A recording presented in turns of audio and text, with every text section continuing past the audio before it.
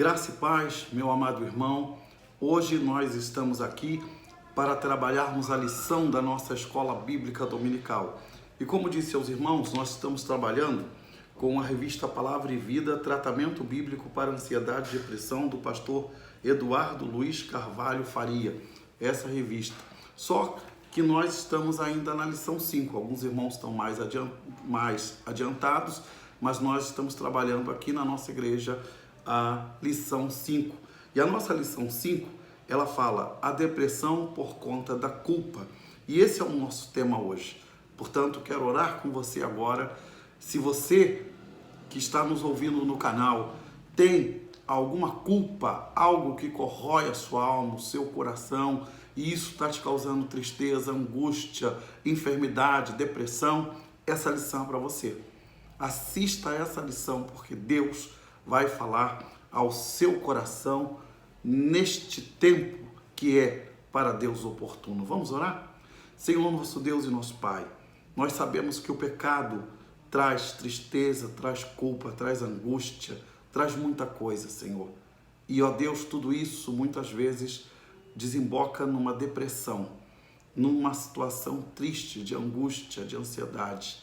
Por isso, Pai, quero pedir por cada ouvinte agora, que, ó Deus, por cada pessoa que está nos acompanhando nesse canal, para que, ó Deus, Tu abençoes os nossos irmãos, para que, se eles estão passando por esse problema de depressão, em nome do Senhor Jesus, eles sejam libertos, Senhor. Se é por motivo de culpa, que o Senhor livre eles dessa culpa e que eles possam sentir os seus pecados perdoados por Cristo, Senhor. É só eles receberem, eles pedirem, confessarem seus pecados e pedirem para receber esse perdão, essa graça maravilhosa que é a graça de Jesus. Nos conduz nesse estudo, Senhor. Pedimos por todos, em nome de Jesus. Amém. Meu querido irmão, então nosso tema, a nossa lição é a lição 5 da Palavra e Vida, Tratamento Bíblico, Ansiedade e Depressão. E o nosso tema é a depressão por conta da culpa. O texto bíblico que nós vamos hoje nos debruçar é o texto do Salmo 38, versículo 8, que diz assim: sinto-me muito fraco e totalmente esmagado.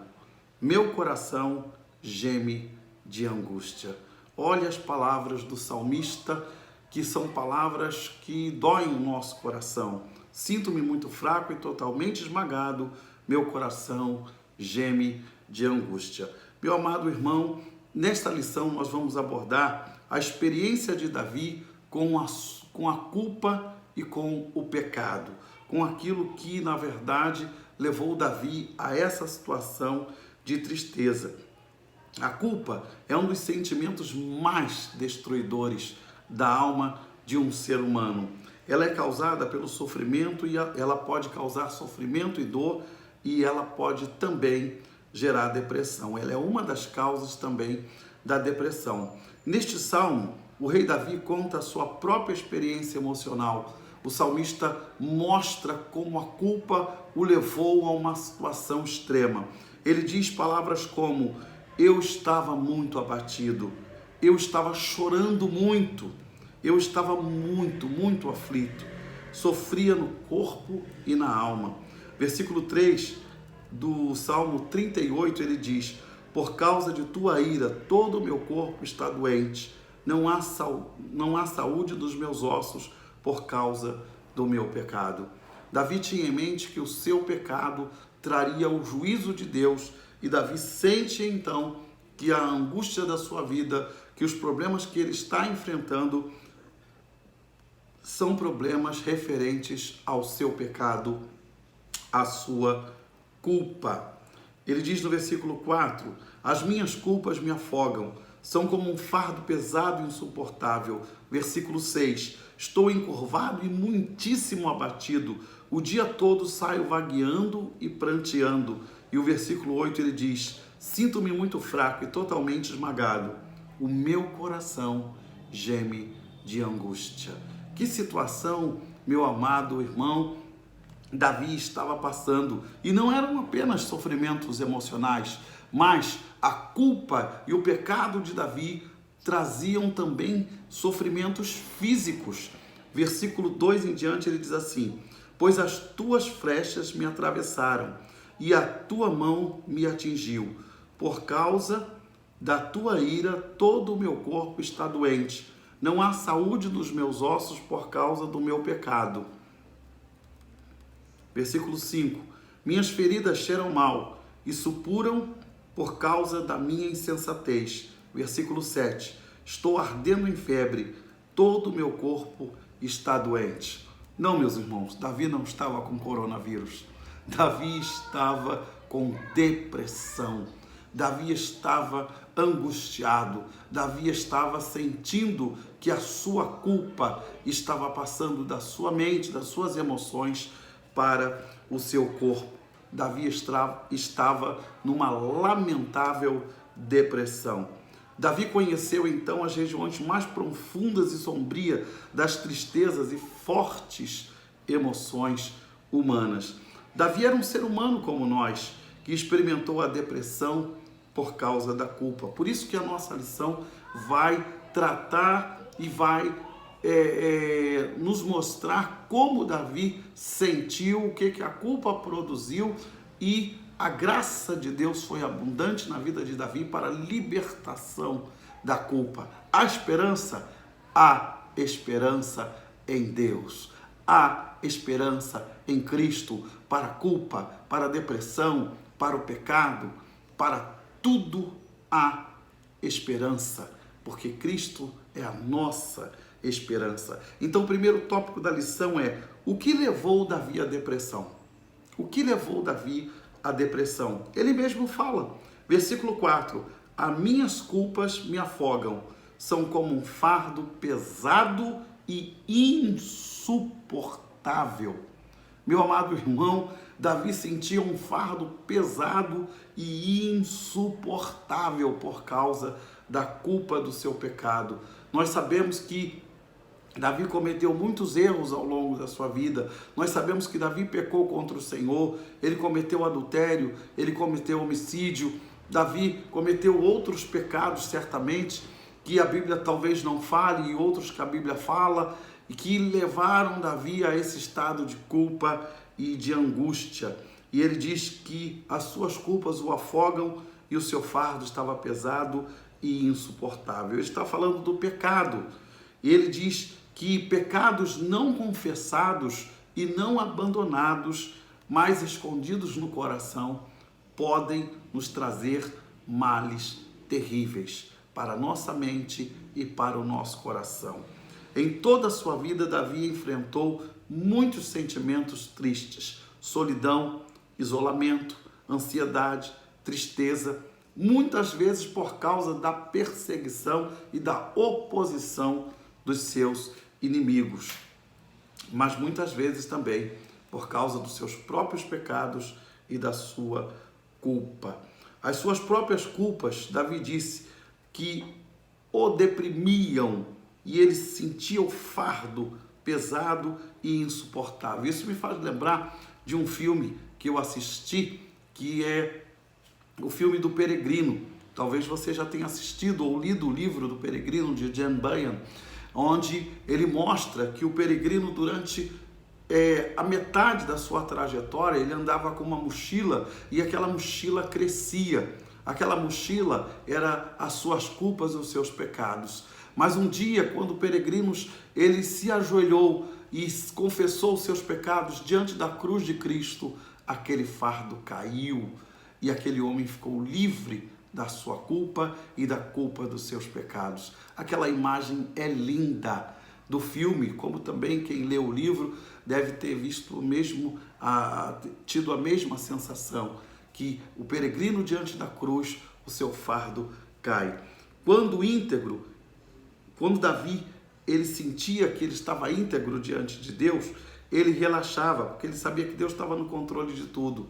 E algumas vezes Davi estava tão confiante em Deus que ele disse, no Salmo 3, versículos 4 a 6, ao Senhor clamo em alta voz, e do seu santo monte ele me responde. Eu me deito e durmo, e torno a acordar, porque o Senhor me sustém. não me assustam os milhares que me cercam. E ainda no Salmo 4, versículo 8, Davi diz: em paz eu me deito e logo adormeço, pois só tu, Senhor, me fazes viver em segurança. Eu costumo chamar esses versículos de sedativos bíblicos. Se você tem muita dificuldade para dormir, então leia esses textos que citamos agora e medite sobre eles, porque eu os chamo de sedativo bíblico. Salmo 4, versículos 7 e 8. Mas, em momentos que Davi vacilou, errou, pecou e já não estava tão seguro, tão íntegro diante de Deus, como aqui no Salmo 38, nós vamos ver Davi sentindo a depressão, né, que era oriunda do pecado e da culpa. Sabemos que a depressão não acontece só por causa do pecado e por causa da culpa. Há muitos motivos pela qual a depressão pode ocorrer na vida de uma pessoa. Nós vimos na semana passada, na lição passada, que ela pode ocorrer pela murmuração, pela perseguição, pela oposição, mas também por faltas de determinadas vitaminas no corpo.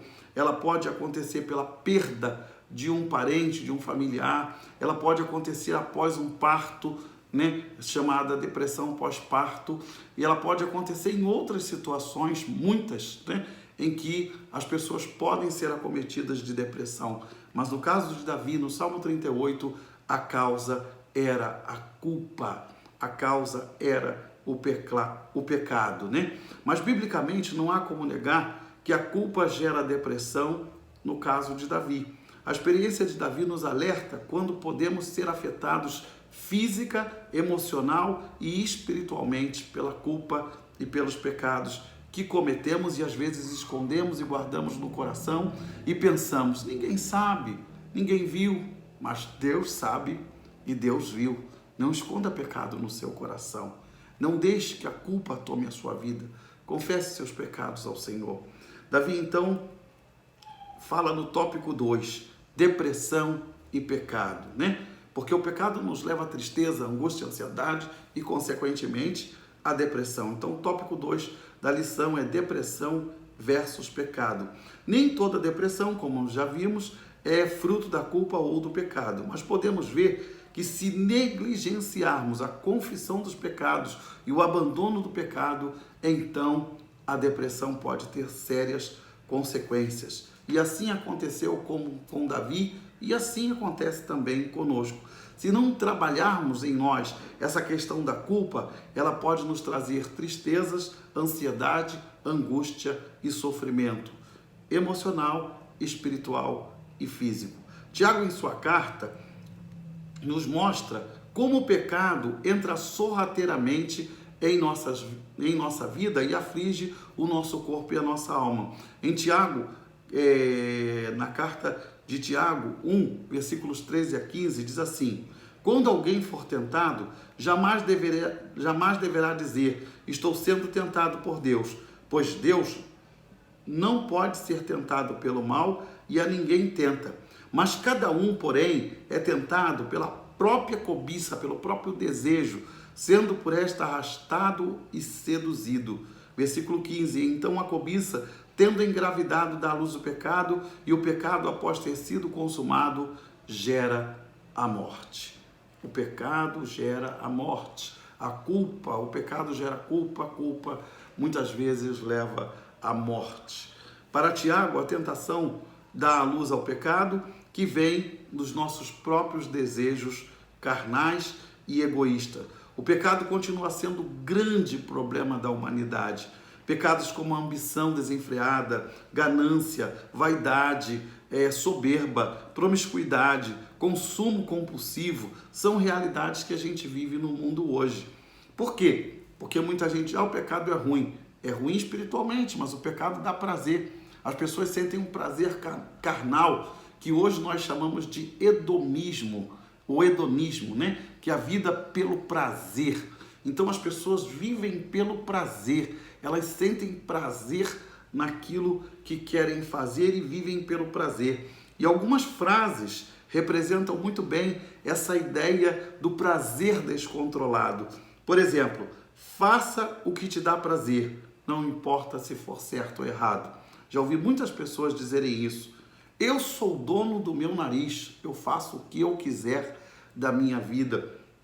Outra frase muito usada nos nossos dias é: faça o que está no seu coração. Que perigo, meu irmão, quando você segue o que está no seu coração. Porque o profeta Jeremias já nos alertava, dizendo em Jeremias 17:9, o coração é mais enganoso que qualquer outra coisa e sua doença é incurável. Quem é capaz de compreendê-lo? Quando ele fala do coração, ele está falando com a sede das emoções. Então, ser guiado pelo coração é ser guiado pelas emoções. Quando a gente não usa a nossa razão, quando a gente não pede orientação a Deus e nós somos guiados apenas pelos desejos do nosso coração, nós muitas vezes vamos para o precipício da depressão.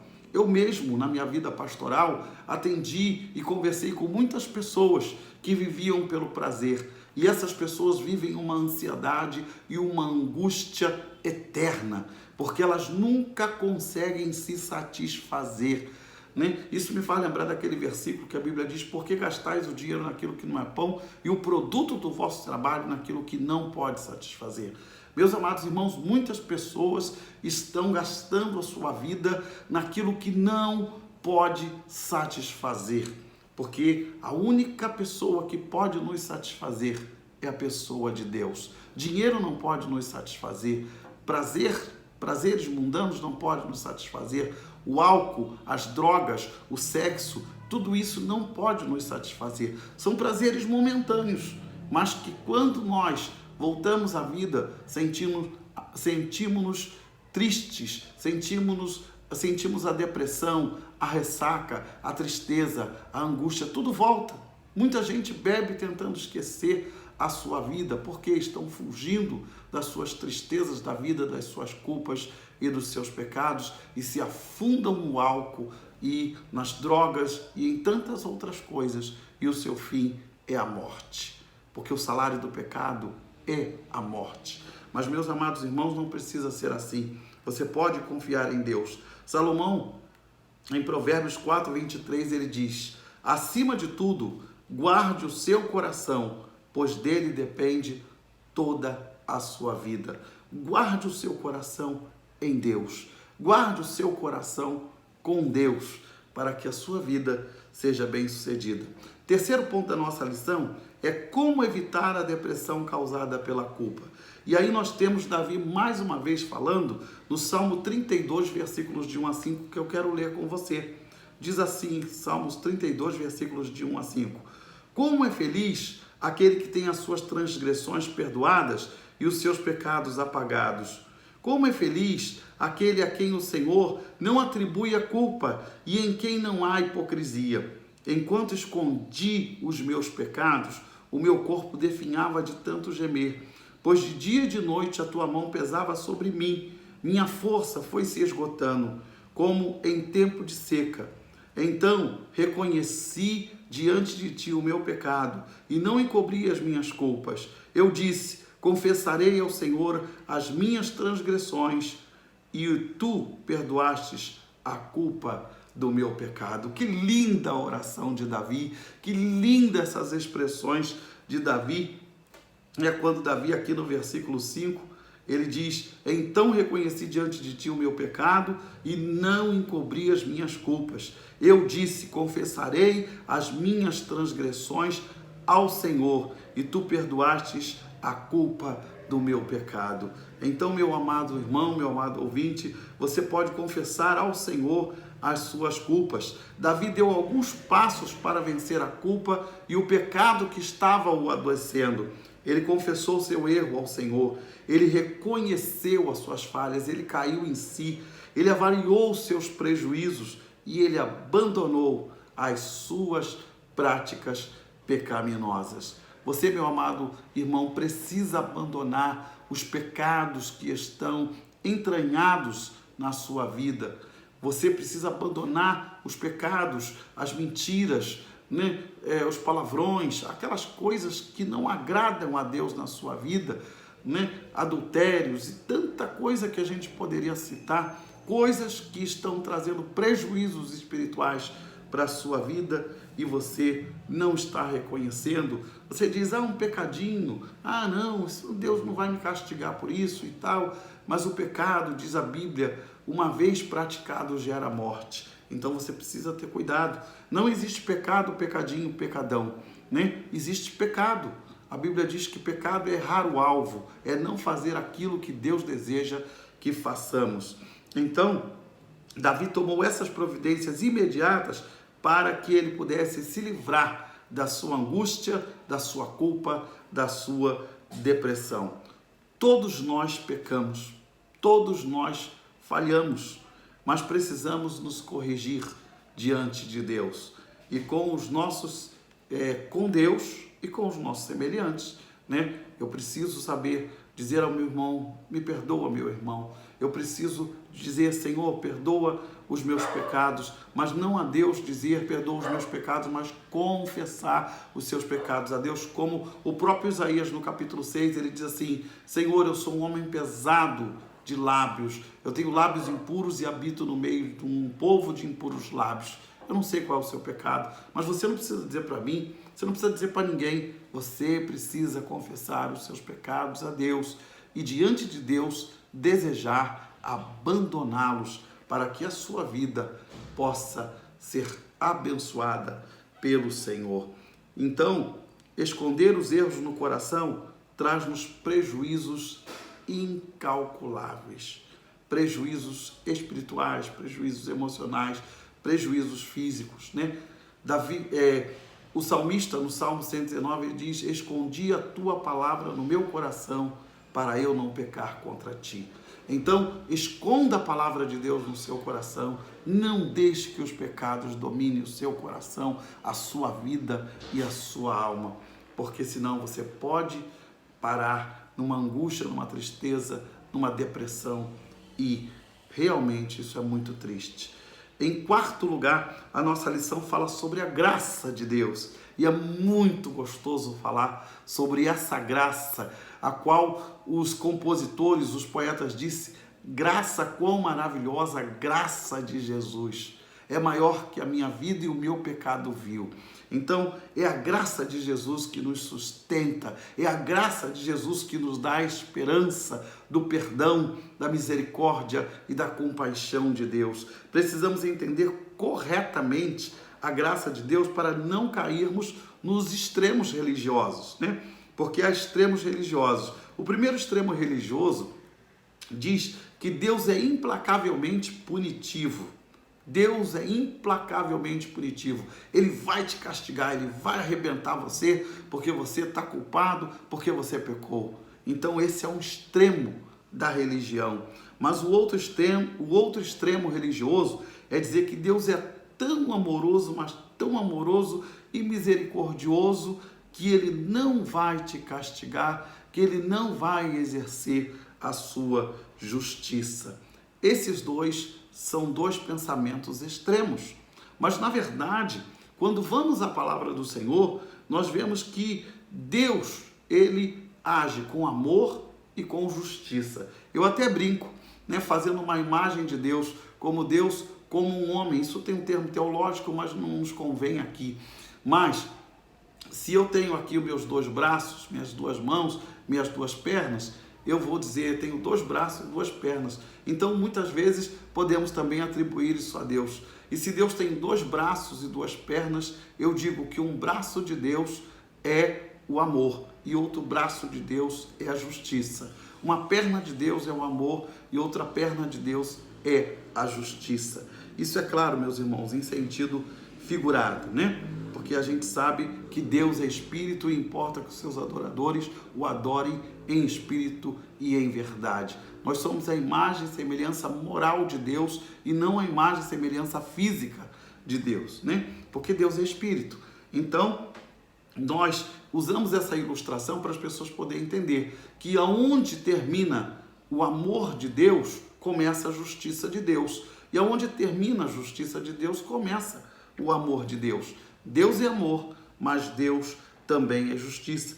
Deus usa de compaixão e graça, mas Deus também exerce o juízo e a justiça. Ninguém é tão ruim que não mereça o amor e a graça de Deus. E ninguém é tão bom que não deva passar pelo julgamento ou pela disciplina do Senhor. Então, vamos ver o que a Bíblia diz sobre isso. Em Hebreus 12, 5-11 diz assim: vocês se esquecem da palavra ânimo que ele lhes dirige como filhos? Meu filho, não despreze a disciplina do Senhor, nem se magoe com a sua repreensão, pois o Senhor disciplina quem ama e castiga todo aquele a quem aceita como filho. Suportem as dificuldades, recebendo-as como disciplina. Deus os trata como filhos. Pois qual é o filho que não é disciplinado pelo seu pai? Se vocês não são disciplinados, e a disciplina é para todos os filhos, então vocês não são filhos legítimos, mas sim ilegítimos. Além disso, tínhamos pais humanos que nos disciplinavam e nós os respeitávamos. Quanto mais devemos submeter-nos ao Pai dos Espíritos para assim vivermos, né? Então esse texto de Hebreus nos mostra que Deus nos disciplina, mas Deus nos disciplina com amor, com amor. O nosso Deus ama, o nosso Deus disciplina. Resiste aos soberbos, mas dá graça aos humildes. Esse é o Deus Todo-Poderoso. Vamos concluir então essa lição para pensar e agir. A culpa e o pecado geram um tipo de depressão, como nós falamos. O pecado de Davi gerou essa depressão na vida de Davi. Toda a nossa ansiedade, tristeza, angústia, ela vai de alguma forma afetar o nosso corpo. São as chamadas doenças psicossomáticas, que começam na mente e que descem para o corpo, né? Que começam na psique e descem para soma, né? Que a palavra corpo em grego é soma. Então, psicossomáticas, doenças que descem da mente para o corpo, né? E essas doenças estão então relacionadas às emoções, aos sentimentos, aos pensamentos que podem estar em desequilíbrio por diversos fatores da culpa e por diversos outros motivos, que eles afetam diretamente as nossas emoções, o nosso corpo físico, além de trazer prejuízos espirituais grandiosos à nossa vida, pois os nossos pecados trazem prejuízos primeiramente espirituais, pois os pecados nos afastam de Deus. Em Isaías 59, 2 diz assim: mas as suas maldades separam vocês do seu Deus, e os seus pecados escondem de vocês o rosto dele, por isso ele não os ouvirá. Então, Deus deseja que você viva uma vida de santidade, de pureza, uma vida pura, uma vida limpa. Se você está afundado no pecado, então Deus não pode compactuar contigo, a menos que você se arrependa dos seus pecados e você confesse os seus pecados a Deus. Cuidado com a culpa, ela pode te adoecer. Satanás quer nos acusar todo o tempo. Ele deseja nos levar à depressão. É por isso que o apóstolo Paulo, em Efésios 4, 27, ele diz uma frasezinha muito importante para todos nós: não deis lugar ao diabo. Não deis lugar ao diabo. Então, se você permitir que o pecado esteja no seu coração, você está dando lugar para o diabo, e o diabo vem para matar, roubar e destruir. Mas Jesus veio para nos dar vida e vida com abundância. Evangelho de João, capítulo 10, versículo 10. Quero terminar então essa lição com o texto de 1 João 1,7, 1 João 1, versículo 7 e versículo 9, que diz assim: se porém andarmos na luz, como Jesus na luz está, temos comunhão uns com os outros, e o sangue de Jesus, Filho de Deus, nos purifica de todo o pecado. Versículo 9 diz: se confessarmos os nossos pecados, Jesus é fiel e justo para nos perdoar os pecados e nos purificar de toda a injustiça. Isso me faz lembrar que o diabo certa vez chegou a Martim Lutero e disse: Lutero, você é um pecador. E Lutero disse: eu sou um pecador. E o diabo então abriu uma lista dos pecados de Martim Lutero e disse: Martim Lutero, você pecou, você fez isso. E ele disse: eu fiz. E o diabo disse: você fez isso. E ele disse: eu fiz. E o diabo disse: você fez isso. E fez uma lista enorme dos pecados de Martim Lutero. Quando chegou no final, o diabo disse: agora assina aqui os seus pecados. E Martim Lutero escreveu: o sangue de Jesus Cristo nos purifica de todo o pecado. O sangue de Jesus Cristo nos purifica de todo o pecado. Você não precisa ficar na depressão. Você não precisa ficar na culpa. Você não precisa se afundar nas suas próprias culpas, nos seus próprios pecados. Você precisa se achegar a Deus, pedir que Ele perdoe os seus pecados, pedir que Ele te ajude a abandonar os seus pecados, e o Senhor vai se achegar a você. Tiago diz: achegue-se a Deus e Ele se achegará a vós. Ande na luz, viva em paz com o seu próximo, confesse os seus pecados somente a Deus, sinta a graça, o perdão, a misericórdia de Deus sendo derramados na sua vida, porque quando nós oramos e confessamos nossos pecados ao Senhor, a gente sente um bálsamo do Senhor descendo sobre a nossa mente e o nosso coração. Estamos terminando essa lição, desejando que Deus o abençoe, meu querido acompanhante desse canal. Eu peço a você, inscreva-se no nosso canal, faça os seus comentários, adicione o sininho da notificação e dê o seu like, pois nos ajuda muito. Deus abençoe, meus irmãos, que você tenha uma noite de bênção e de paz. Eu quero orar por você antes de acabar. Vamos orar mais uma vez. Senhor, nosso Deus e nosso Pai, eu sei que o meu amado ouvinte, depois de ouvir essa lição, ele sabe, Senhor, que existe esperança. Ele sabe que a esperança para a culpa, a esperança para o pecado é confessá-lo a Cristo Jesus, é confessá-lo a Deus e abandoná-lo, Senhor.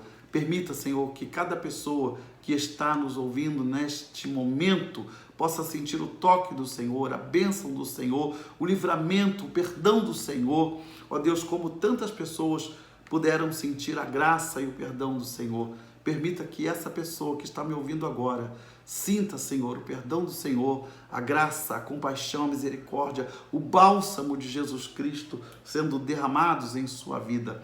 Pai, abençoa todos os nossos ouvintes, livra-nos desse mal terrível que é a Covid-19, Senhor, o coronavírus. E, ó Deus, protege as famílias, protege as igrejas, protege todas as pessoas que estão nos ouvindo, seja crente ou não, seja de que religião for. O Senhor abençoa essas pessoas e que elas possam ter um encontro com Jesus e possam ter as suas vidas transformadas, seus pecados perdoados e possam andar na luz do Senhor.